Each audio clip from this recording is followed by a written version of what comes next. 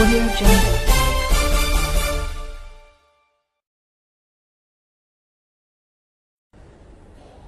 सबसे पहले मैं पुलवामा के आतंकी हमले में शहीद जवानों को आदरपूर्वक श्रद्धांजलि अर्पित करता हूं। उन्होंने देश की सेवा करते हुए अपने प्राण न्योछावर किए हैं। दुख की इस घड़ी में मेरी और हर भारतीय की संवेदनाएं उनके परिवार के साथ है।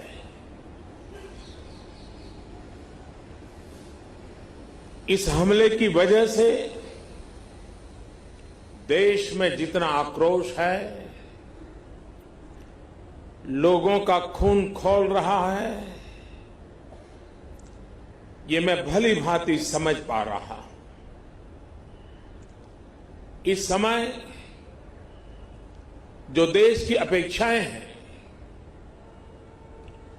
कुछ कर गुजरने की भावनाएं हैं, वो भी स्वाभाविक है। हमारे सुरक्षा बलों को पूर्ण स्वतंत्रता दे दी गई है।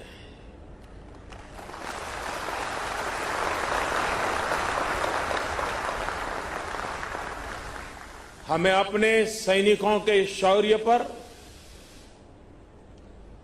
उनकी बहादुरी पर पूरा भरोसा है।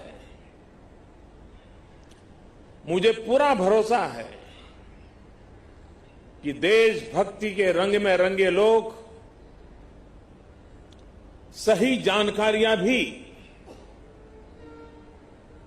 हमारी एजेंसियों तक पहुंचाएंगे, ताकि आतंक को कुचलने में हमारी लड़ाई और तेज हो सके। मैं आतंकी संगठनों को और उनके सरपरस्तों को कहना चाहता हूं कि वे बहुत बड़ी गलती कर चुके हैं। बहुत बड़ी कीमत उनको चुकानी पड़ेगी।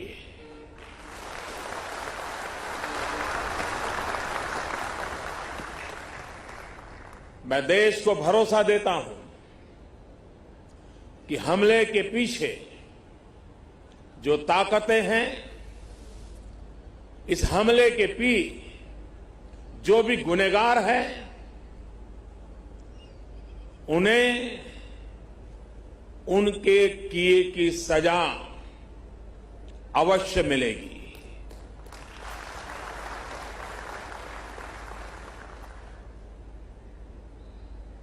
जो हमारी आलोचना कर रहे हैं, उनकी भावनाओं का भी मैं आदर करता हूं। उनकी भावनाओं को मैं भी समझ पाता हूं और आलोचना करने का उनका पूरा अधिकार भी है। लेकिन मेरा सभी साथियों से अनुरोध है कि ये वक्त बहुत ही संवेदनशील और भावुक पल है। पक्ष में या विपक्ष में, हम सब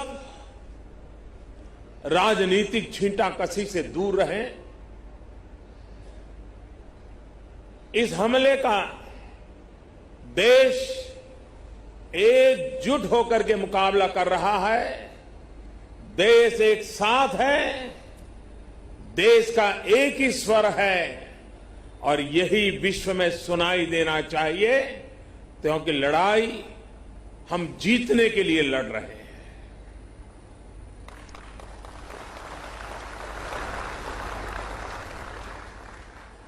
पूरे विश्व में अलग थलग पड़ चुका हमारा पड़ोसी देश अगर ये समझता है कि जिस तरह के कृत्य वो कर रहा है,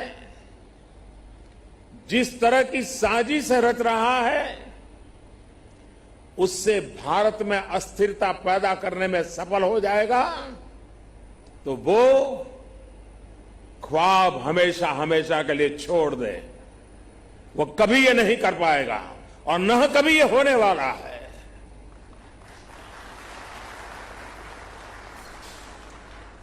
इस समय बड़ी आर्थिक बहाली के दौर से गुजर रहे हमारे पड़ोसी देश को ये भी लगता है वो ऐसी तबाही मचाकर भारत को बदहाल कर सकता है, उसके ये मंसूबे भी कभी पूरे होने वाले नहीं है।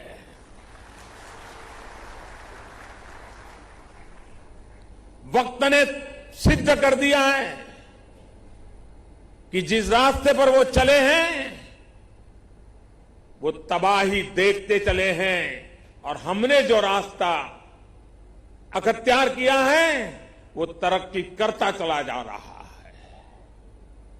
130 करोड़ हिंदुस्तानी ऐसी हर साजिश, ऐसे हर हमले का मुंह तोड़ जवाब देगा।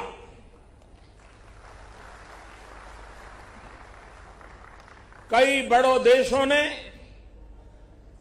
बहुत ही सख्त शब्दों में इस आतंकी हमले की निंदा की है और भारत के साथ खड़े होने की, भारत को समर्थन की भावना जताई है।